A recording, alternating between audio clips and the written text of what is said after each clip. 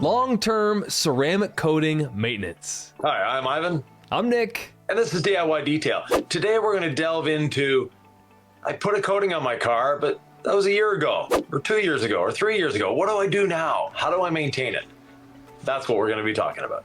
Ivan, we get these questions, and part of the podcast, the genesis of this is like people saying, can I polish my ceramic coated car? Or I have just a scratch on the door, or it stopped beading. What do I do? So it's not like it's a week later. A week later, your ceramic coating is going to look amazing no matter what. It's going to bead. You're going to be so amazed. But we're talking about real life, right? Dozens and dozens of weeks later, hundreds of days later, what's going on in the paint, and what can we help people with, Ivan?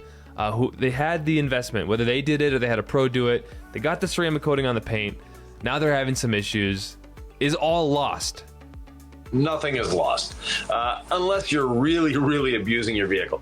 But there's a couple things to note first. How you wash your vehicle makes a huge, huge difference on the longevity of your ceramic coating. And one of the things that I see people doing that to me is a bit of an error. So going through a drive-through car wash, not the best for your coating, but it can survive that. And so that's one thing. But a lot of people, because of the great beading and sheeting that ceramic coatings give us, they dry their car with a leaf blower. And there's nothing wrong with that. But over time, when you're drying with a leaf blower, you're actually taking something away from the performance of your coating, because what you're doing is the towel, if you're using a good quality microfiber drying towel, you're absorbing all that water on the surface and you're getting it all off. Whereas when you're using a leaf blower, you're actually leaving some of the water on the surface, you're evaporating the moisture, but the minerals that could be in the water, those are staying on the surface. Now it looks great because you used a leaf blower, you didn't leave any beads anywhere, but you're leaving some of those minerals on the surface. Now, if you have DI water, it's another story, but a lot of us don't have DI water to play with. So basically, if you're not using a towel to dry your ceramic coating, it is going to seem like it's failed sooner. It's not going to fail. It hasn't failed. But one of the big downfalls of any vehicle, where there's snow on the road, there's also salt on the road.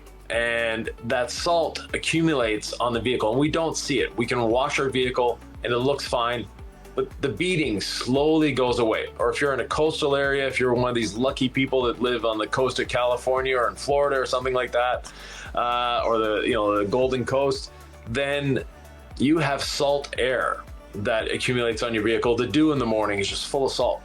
And so those people, the tops of the vehicles lose the beading before the sides. So depending on where you are in the country, there's always something trying to attack your coating. Yeah, I know that if you have salt on the roads because it snows a lot, that salt kicks up and it gets into the pores of your ceramic coated paint. And so on the side, I remember like the doors a lot. I remember, I live in Utah. I know it happened.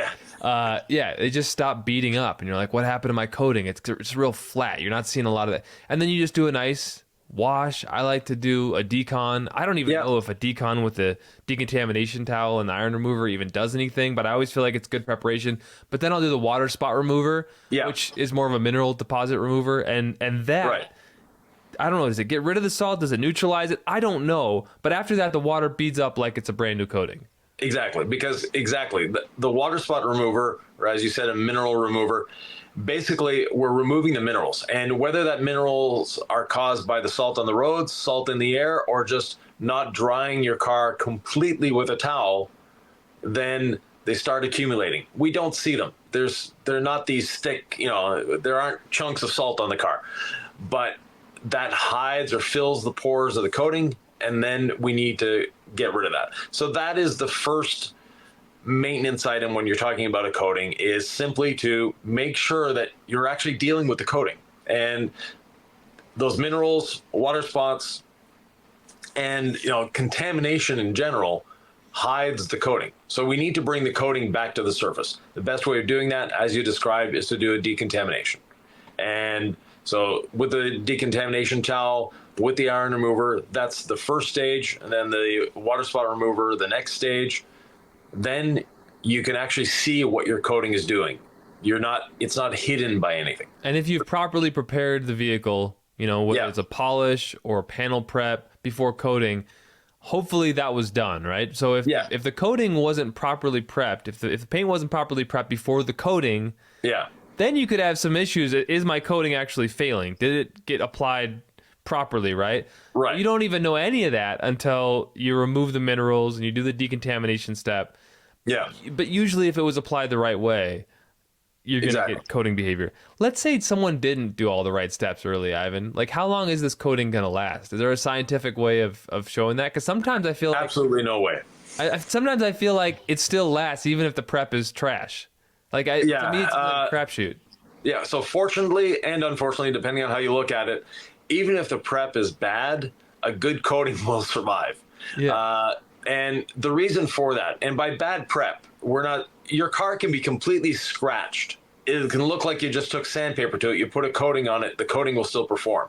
The coating performance and prep has nothing to do with how perfect your paint is. In reality, it has to do with how clean your paint is. And that's what we're going to be discussing, because scratches, things like that, your coating really doesn't care. Cleanliness, your coating really, really cares. And one of the things that pro detailers have had problems with over the years is they have their favorite compound and polish. Well, their favorite compound or polish may leave substances, solvents primarily, on the paint that even with the panel prep, it doesn't remove those solvents. So now the coating is adhering to the solvents and not adhering to the paint. That becomes an issue, because the way a coating works, it's a mechanical bond as well as a coalescent bond, so as well as a chemical bond. But the mechanical bond, if we look at paint through a micron microscope, like the ultra powerful microscope, it actually looks like a sponge. It is not a solid surface like we see it. It's actually a sponge. So if you have solvent filling the pores of that coating, or the paint, sorry, or clear coat, we're not dealing with paint, we're dealing with clear coat. But anyways, paint is easier to say. If you have the solvent filling the pores of that clear coat, the coating can't go in there. And one thing that some people, you will notice if you've been applying coatings for a while and you've tried different polishes, there are sometimes you've polished the vehicle, you've done the panel prep, it's looking good, you apply the coating, and then it gets this sort of hazy film on it as you're applying the coating or as it's curing. And that hazy film is actually the coating doing its best to draw those solvents out of the paint or out of the clear coat, and it deposits them back on top of the coating. And that's where you get that haze. So if you're a professional detailer that's ever had to deal with that haze, that's what caused it. And how do you avoid that? How do you avoid that? Use a polish that is known to not leave anything on the surface. I'm, of course, going to say the gold standard polish because that's how we designed it. Yeah. We knew that, part of the mission of DIY detail is to bring coatings to everyone. And to do so, we needed a polish that was, for lack of a better term, and I don't want to insult anyone, idiot proof. So even if someone... I want something that's idiot proof, and I know how to do this stuff. Exactly. So, but basically, if someone is in a rush, or they ran out of panel prep, or they just forgot, and they just polish with the gold standard polish, wipe it off, and coat on top, they're not going to have any problems. The panel prep is definitely an important step, but in our case, it's not 100% necessary. Now, it's good insurance. It makes sure that it's giving you another chance to get any of the polish residue off, etc. But in reality, if you're using the gold standard polish, the panel prep is somewhat optional. Now, if you're using other brands of polishes and coatings, they can leave solvents in there, and those solvents will, make the coating, A, more difficult to install, B, you're going to get that haziness possibly, and C, it may eventually alter the durability of your coating. This just came up in my head. I don't know if it's too random, but why don't they just install ceramic coatings like on the paint in the factory, right? I'm sure everyone's thought about this. I'm like, how do we fill this gap, meeting the demand of thousands of DIYers, enthusiasts out there who would probably have gladly paid for this, at the beginning, but it's not provided until the aftermarket. Right. Why can't they just provide paint that has ceramic coating protection on it already? Like I buy a non-stick pan, right? Like it already has that coating on there. Why? I'm not hiring someone to coat my pan. Yeah, they can. The cost is too high, the liability is too high for the manufacturer. And for the dealership, they would really, really be distraught, to put it kindly, with the manufacturer if the manufacturer had coated paint. Because one of the things, if you ever bought a new car, you get, once you're done with the salesperson, you go to the office, the F&I office, finance and insurance. And that's where they load you up with all sorts of fun things. The extended warranty, the paint protection, the fabric protection, the maintenance program, whatever. And that is a high profit portion of the dealership. So if the manufacturer were to take away from the dealership the chance of selling these auxiliary products, the dealerships would not be happy. So there's the liability issue, but primarily it's a financial issue. So if they did it in the factory, could they just spray it on like with robots, or how would they do it if they ceramic coated? Because haven't they always had self-healing paint and this and that? It's been tried, but yeah, it primarily would more than likely be sprayed on, which means a completely different type of coating than what we're using in the aftermarket. And the paint that we get in the aftermarket is very different from what the factories use. The factory paint is the best paint your vehicle will ever have. It may not be the best looking, but it's the best quality paint your vehicle will ever have, and the most durable. But we've coated the car, you've driven it for years, and now you've decontaminated it, and it's okay. You know that you have coating there, but it's not quite the performance or not quite the gloss you first fell in love with. What do we do next? Well, I appreciate everyone entertaining my little aside there. But yeah, what do we do next, right? We do the decon. We do the water spot remover, right? We do that kind of ceramic coating maintenance wash. And we've done videos about that, so I'll put a link in the description below. Now comes the trickier one, right? Where people say, can I polish my ceramic coated car? Right. Can I spot treat, right? Like try to remove a scratch on a panel? Yeah, you can. And one of the things that you need to know in a case of, I need to remove a scratch. So let's break it into two parts. I have a scratch on my car. Doesn't matter whether you coated it last month or 5 years ago. You have a scratch, you want to polish that scratch. You're going to compound the scratch, do the 555 method, get rid of the scratch. Then you're going to polish that whole panel, not just a spot. So we need to do the whole panel. And then you're going to recoat that whole panel. Trying to spot coat, it's going to show up. It's not going to blend in. It's not like paint where we can blend it using the gun. It's just not an easy thing to do. Now, if your coating was done last week, you did the coating and you can just treat where that spot is, you might be able to get away with it. But normally I would polish the whole panel, and just a light polish. You don't need, and this is a myth that a lot of people have, that to coat a vehicle, you need to remove the previous coating. You actually don't need to remove the previous coating. You need to abrade the previous coating. So the abrasion provided by the gold standard polish is enough to make it so that the new coating can stick to an old coating, and even different brands of coating. So a lot of coating manufacturers will have you believe that you need to wet sand it and compound and polish to get all that coating off before you can put another one on. I've been recoating cars for 20 years or 18 years probably, because the first couple of years, I wasn't recoating, but got to the point of recoating cars. A light polish is all you need. I wonder about this too. Is like, let's say you just wash, decon, I don't know, water spot remover. Let's be redundant for a deep dive, a thorough prep wash. You don't polish, and you just slap another layer of coating on. It'll still work, right? It'll still work. That won't bond as well because you need that abrasion. And we see compound or polish like the gold standard as refining the paint, and it's looking great. But again, if we get out that big microscope, bring the car into the lab and put it under the microscope, we'll see that our polish is actually scratching the paint. So I don't know if you've ever dealt with a body shop, Nick, but paint that's out of the paint booth that hasn't been compounded, hasn't been polished, hasn't had anything done to it is the most hydrophobic paint you will ever see, simply because it is a smooth surface. It beads up like crazy, huh? Yeah, it's amazing. But most body shops they'll have dust nibs, they'll have, all sorts of things they need to sand out. From the factory, they'll have dust nibs that they sand out. Recently coated a brand new Challenger, the Demon 170 edition. And it had 4 or 5 spots on it where you could see where they sanded and polished it.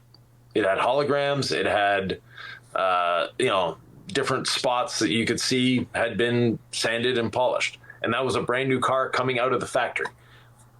We needed to correct that, or we needed to make it a little better. Most people would have never seen them, but for myself, it's like, oh, what'd they do? Yeah. So, yeah. But anyways, the other part of the question is, you've enjoyed your coating, but you're a hobbyist and you love playing with different coatings. Right. How That's do I the fun apply of the stuff, right? Yeah, exactly. Yeah.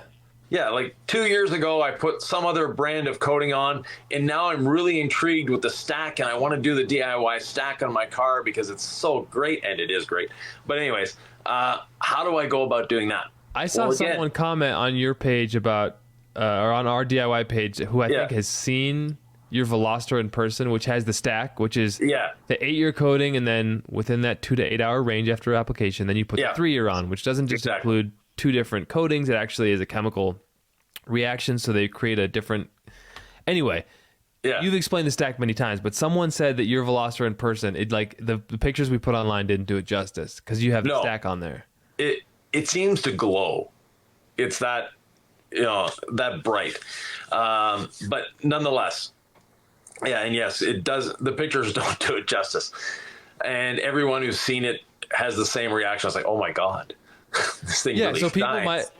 Right. So people might want to try the stack. They've heard about it. We've done a lot of videos on it. They already have the coating. It's been a couple years, but like, can they do it? Right. That's their question. Yeah. So again, same deal. Wash it, decontaminate it. Make sure you've got all the the iron and the minerals off of there. Then just a light polish with the gold standard will abrade any coating enough that you can recoat. Okay, and then people are going to say, well, there's still coating left over.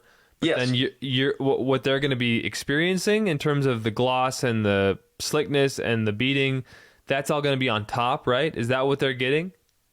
Yeah. So basically, you can layer different coatings over the years. I have a friend that just loves trying different coatings.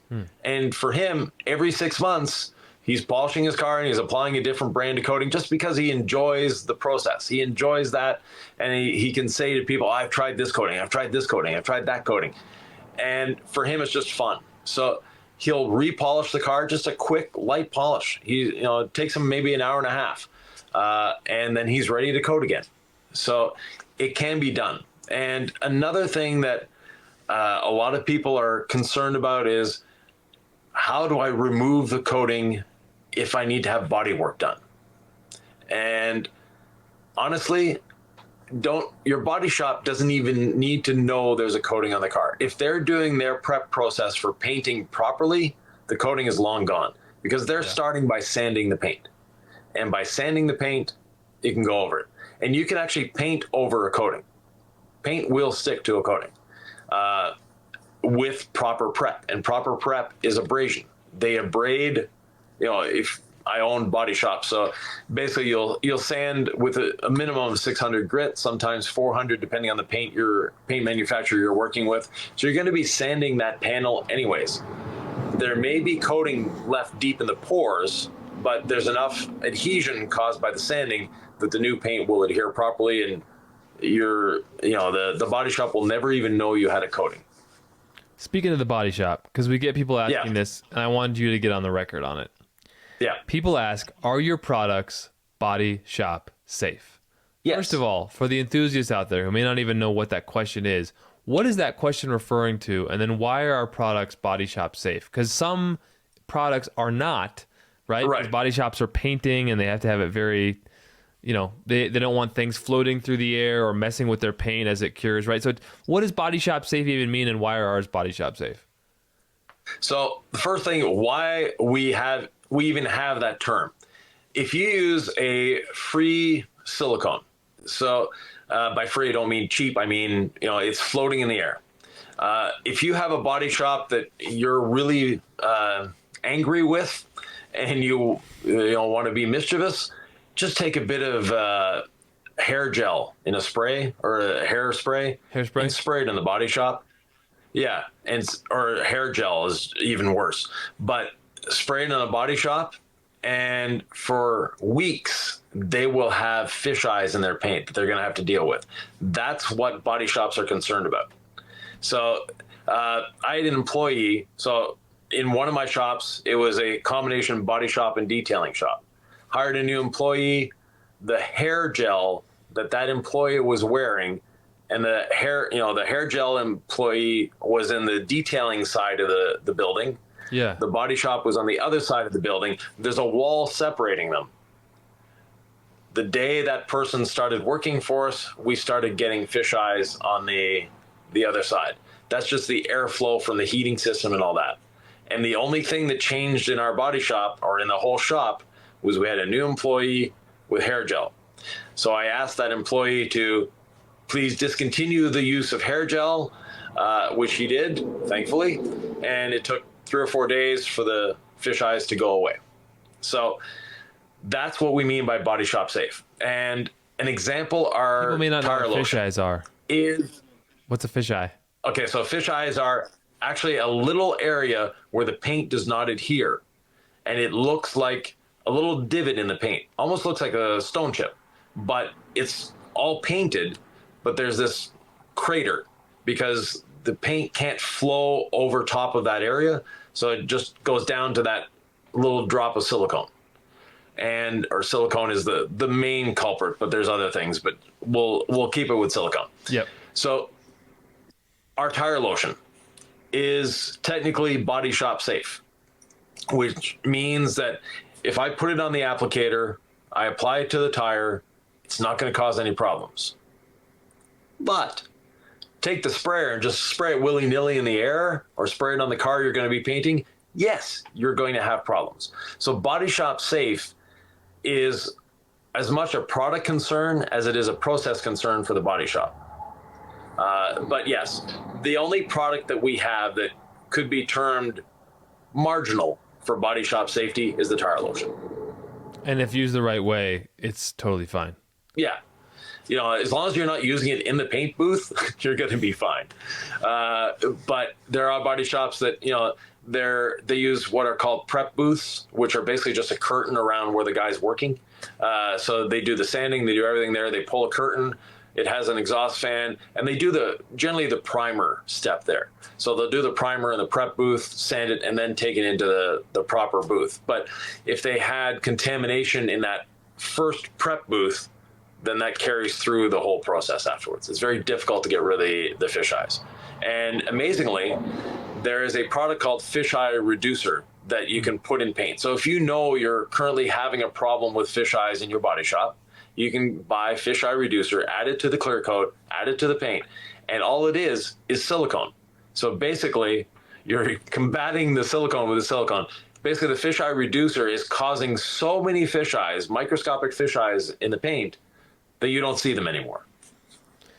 Well, I think we went a little deep down that rabbit hole, but I think it's interesting. And if you're listening to this podcast, you probably care about this kind of stuff. Yeah, exactly. The reality is, it's kind of cool to think I could do a coating. I could let it last the amount of time they say it's going to last and just maintain it, enjoy it. Or in 4 years, if I'm feeling saucy, maybe I'll try a new coating, right? And those options exist for me. And I just want to make sure the paint gets abraded first, and then I'm good to go. And, one question we get a lot on our Facebook group, and we'll put a link to the Facebook group below. If you like asking detailing questions and seeing great pictures from people and stuff, it's a fun group to be in. There's no bullies. We eliminate the bullies really quickly. That being said, one question we get a lot is, how long does the coating last in the bottle? And it's roughly a year. Now, properly stored, well-maintained, et cetera, you could get a couple years out of it. So one question we get asked is, okay, the coating lasts a year. I only have one car. I don't intend to do this on anybody else's car. And your bottle is good for 2 cars. Can I recoat my car in a year? The answer is yes. Give it a good decontamination, a good polish, and then, or not a good polish, you just a light polish to abrade it, and then, put the leftover of that coating on your paint, and you're good to go. And when you're applying the coating the first time, if you want to use it all in one shot, we've been asked, can I put 2 layers on? And the answer is yes. Wait at least 2 hours before putting a second layer on. And if you're not sure of the quantity you have left in the bottle, let's say you did an F350 4-door pickup truck. You may not have enough to do another F350 4-door pickup truck in the bottle. You probably won't. But you'll have enough to recoat the front bumper, recoat the grille, recoat the hood, front fenders, and the front of the mirrors. So those areas that get the most abrasion, that get the most wear, those are the ones that you want to concentrate on and do a little extra on. Right. Like if it's going to get a lot of bug guts hitting my front bumper, like I'd like to double coat that for sure. Yeah. Ivan, I feel like we've done a pretty good job giving folks who have ceramic coatings reason to hope and lots of exciting adventures ahead. Exactly. And, you know, if you have questions, comments, thoughts, or ideas, leave them below. We answer all comments and questions. It's part of what we do. We enjoy doing it. And it's what gets us subjects for other podcasts as well. So if you have ideas, if you have thoughts, please leave them below. This is exactly where this came from, is people asking comments and questions about what to do. There is some curiosity, I'll bet, with the stack, Ivan. And if they're curious about the stack, where's the video on that? Somewhere up there. Right here. Cool. See you in the next one.